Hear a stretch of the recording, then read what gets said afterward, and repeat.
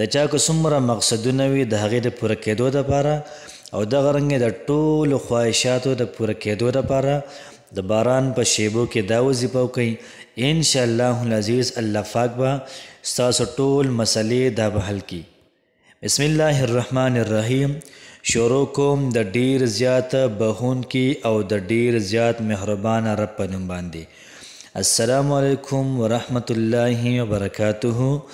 معزز کتونکو، الله پاک هم خوشحاله ساته، الله پاک هم آباد ساته.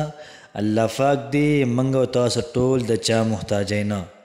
نن چې کومه زموږ وظیفه ده، دا وظیفه د باران په شیبو کې کو زموږ خویندو وکړله، کو زموږ ورونو وکړله. انشاءالله العزیز څومره چې مسلې مسایل دي، څومره چې مقاصد دي، یا دغه رنګه څومره حاجات دي، د ټولو د پوره کېدو لپاره بالکل پاورفل او ډېره زیاته بهترینه وظیفه ده.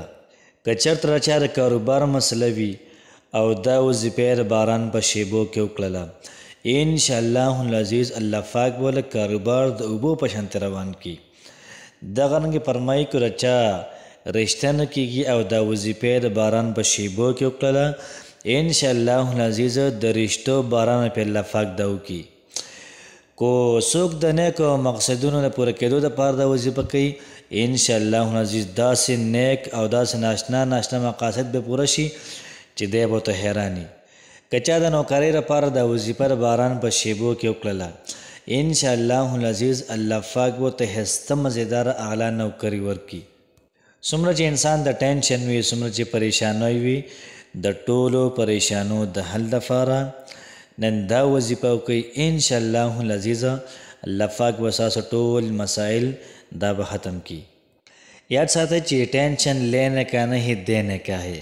یاد ساتئ چې کم سړی د ټینشنونو د پاسه ګرځي، دا سړی به مکمل ژوند تیر کړي، او کم سړی چې دا ټینشن او پریشانۍ مصیبتونه ځانه پر سر باندې انبار کړي او د هغې نه لاندې رواني، نو ډېر زر به محترم را سړی بوډا شي، ملا به را ټیټه شي او دغه رنګي سره مړ شي.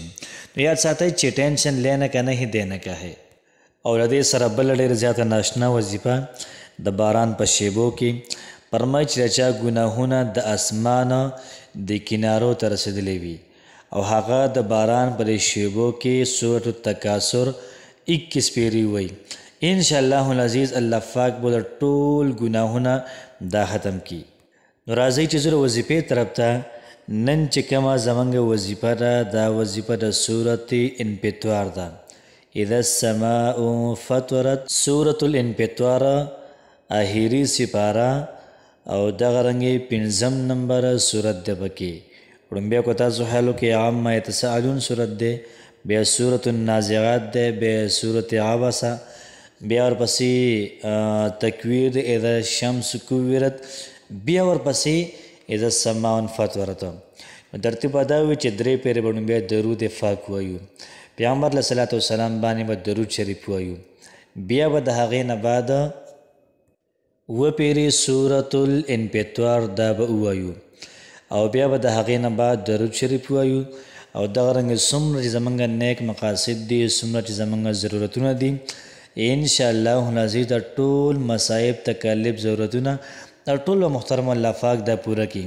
لیکن یاد ساتئ چې په یقین سره او دغه رنګې د زړه نه چې کله موږ دا وظیفه وکړله، تاسو بیا تماشه کوئ چې الله پاک څنګه زموږ او ستاسو رزق او دغه رنګې څنګه الله پاک زموږ او ستاسو کاروبار دا روانوي. الله پاک هم خوشحاله آباد ساته. السلام علیکم ورحمت الله وبرکاته.